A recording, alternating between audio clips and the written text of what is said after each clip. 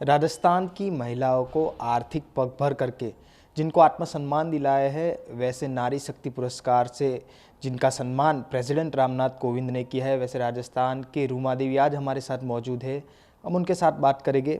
रूमा जी, जैसे कि आपको रामनाथ कोविंद के द्वारा नारी शक्ति पुरस्कार दिया गया है, भारत में सबसे बड़ा यह अवार्ड है नारियों के लिए। सबसे पहले इस अवार्ड को पाकर आपको कैसा लग रहा है?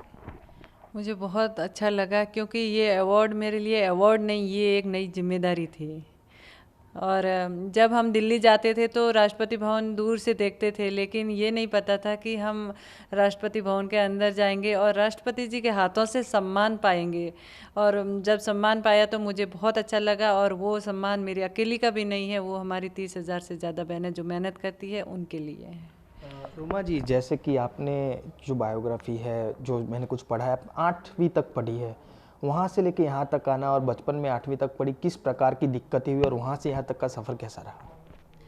देखिए, 8वीं में मेरा स्कूल छूट गया था, लेकिन महिलाओं के मन में यही रहता है कि हम कम पढ़ी लिखी है, हम कैसे बाहर जा पाएंगे। तो शुरुआत में मुझे भी घबराहट होती थी, लेकिन धीरे धीरे सारा सीख गए। और अभी मैं 2 साल पहले हार्वर्ड यूनिवर्सिटी भी गई थी, क्योंकि मैंने कभी अच्छे स्कूल में पढ़ाई नहीं की, कॉलेज के बारे में भी नहीं सोचा, लेकिन हार्वर्ड यूनिवर्सिटी जाने का मुझे मौका मिला।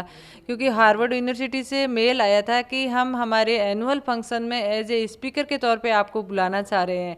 तो मैंने कहा, मैं तो कभी अच्छी स्कूल नहीं गई और हार्वर्ड में जाके क्या करूँगी।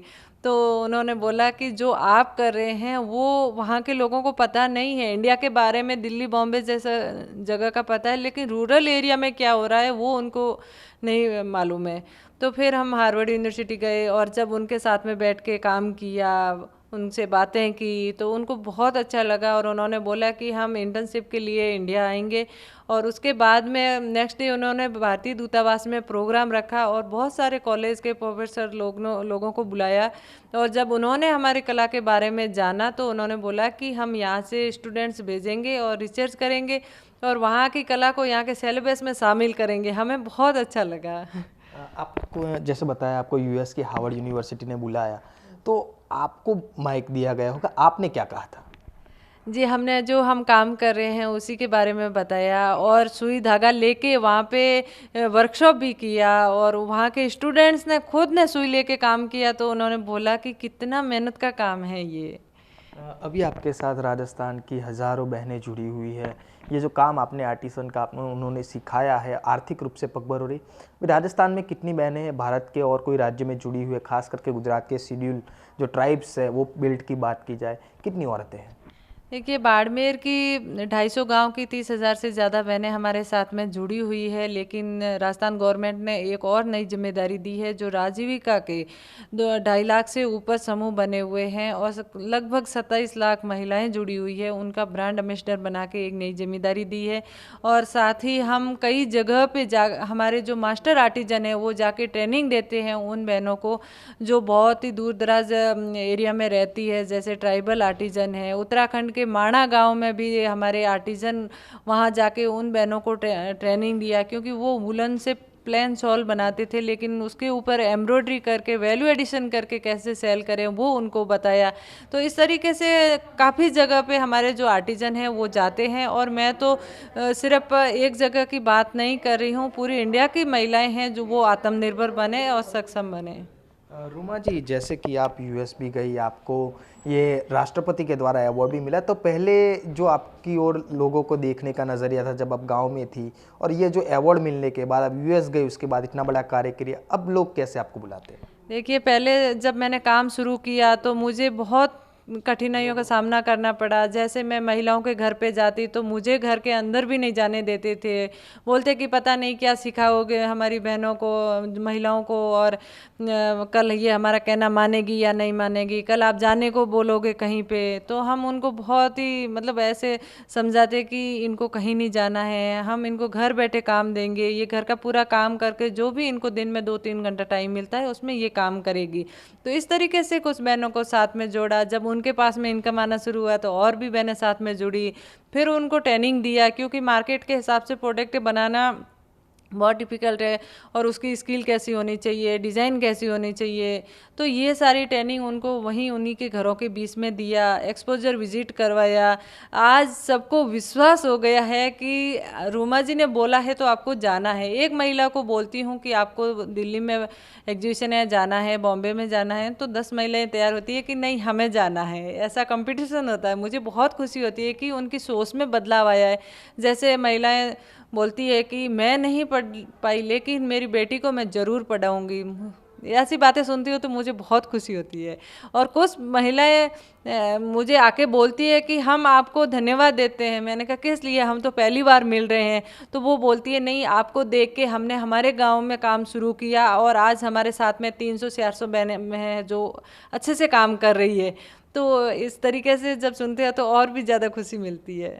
रोमा जी, राजस्थान में जिस प्रकार महिलाएं, कई महिलाएं बहुत आगे आई है, लेकिन फिर भी गांव का जो एरिया है ऑर्थोडॉक्स एरिया है, महिलाओं को इतनी ज़्यादा जो छूट नहीं है। अगर आप अहमदाबाद में जाते, बॉम्बे में जाते, सिटी में है उतनी गांव में नहीं। तो क्या आपके परिवार का साथ कैसा रहा, कैसी दिक्कतें आई? सबसे पहले तो परिवार से ही दिक्कतें शुरू होती है और बहुत संघर्ष करना पड़ा मुझे खुद को भी बाहर आने के लिए। जब मैं काम करना चाहती थी तो काफ़ी सारे ऑब्जेक्शन थे। फिर मैंने घर से अलग एक कमरा लेके काम शुरू किया जिसमें प्लास्टर भी नहीं हो रखा था। और जब मैं सक्षम हो गई तो वापस जॉइंट फैमिली में साथ में गई, और आज भी मैं जॉइंट फैमिली में ही रहती हूँ और मुझे बहुत अच्छा सपोर्ट मिल रहा है अभी। और हमारे जो बहनें हैं वो यही देख के अभी आगे बढ़ रही है, क्योंकि सबको विश्वास हो गया है कि ये जो महिलाएं काम कर रही है ये बहुत अच्छा है। और जैसे आपने देखा होगा कि हर जगह जाती हूँ तो अपनी पोशाक में ही जाती हूँ। तो वापस जब उनके साथ में बैठती हूँ तो उनको लगता है रूमा जी हमारे में से ही है और हम में से ही एक रूमा जी है, तो हम क्यों नहीं कर सकते रूमा जी जो कर रहे हैं। तो इस तरीके से महिलाओं का कॉन्फिडेंस है वो बढ़ता है। तो आज से 13 साल जो पहले स्थिति थी और आज बहुत काफ़ी अंतर आया है और महिलाएं खुद सक्षम बन रही है, धीरे धीरे डेवलप हो रही है। रूमा जी, जैसे कि अभी आप आर्टिसन के क्षेत्र में कार्य कर रही है, तो इसका विस्तार भी होता जा रहा है। कई सारी महिलाएं आपसे जुड़ना चाहते हैं, कई सारी एनजीओस आपसे जुड़ना चाहती है। तो उनका डेवलपमेंट किस तरीके से होगा? आप अपना फ्यूचर क्या देखते हैं, उनका फ्यूचर क्या देखते हैं आप?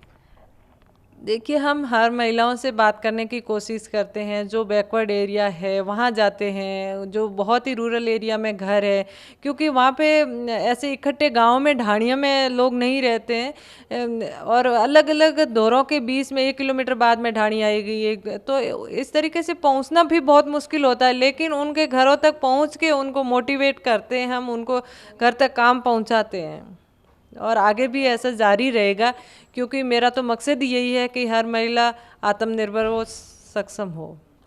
बिल्कुल। तो ये थे हमारे साथ राजस्थान के मशहूर सामाजिक कार्यकर्ता रूमा देवी, जिनको प्रेसिडेंट रामनाथ कोविंद ने नारी शक्ति पुरस्कार से सम्मानित किया, जो कि खुद 8वीं पास है, किंतु विश्व की मशहूर जो यूनिवर्सिटी है अमेरिका की हार्वर्ड यूनिवर्सिटी, उस यूनिवर्सिटी ने रूमा जी को वहाँ पे बुलाया और इनका लेक्चर लिया। यानी कि अगर आप कोई कार्य करना चाहते हैं, प्रगति करना चाहते हैं, तो उसके लिए पढ़ाई कभी भी बाधा नहीं होती। फ़र्क सिर्फ इतना ही है कि आपका जो सामाजिक ढांचा है उससे आपको थोड़ा सा बाहर निकलना होगा और थोड़ी ज़्यादा मेहनत करनी होगी। कैमरा पर्सन मुकेश टोडिया के साथ आशीष पंचाल, ईटीवी भारत, अहमदाबाद।